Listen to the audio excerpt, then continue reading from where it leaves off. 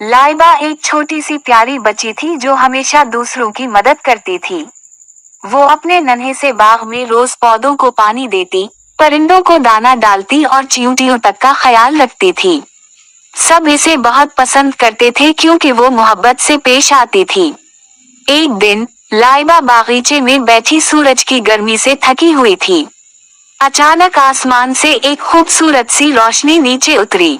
वो रोशनी आहिस्ता आहिस्ता जमीन पर आई और एक खूबसूरत परी में बदल गई। परी ने मुस्कुरा कर कहा, लाइबा, मैं जंगल की परी हूँ। तुम्हारी नेकी और मोहब्बत मुझे यहाँ ले आई है।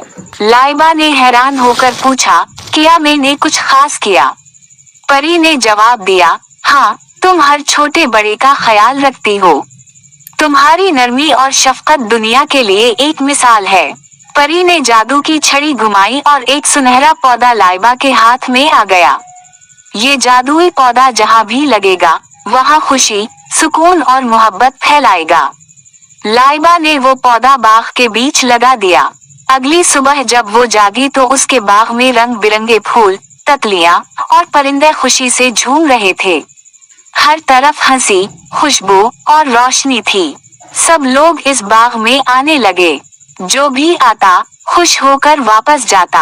लाइबा की नेकी ने सबके दिल जीत लिए।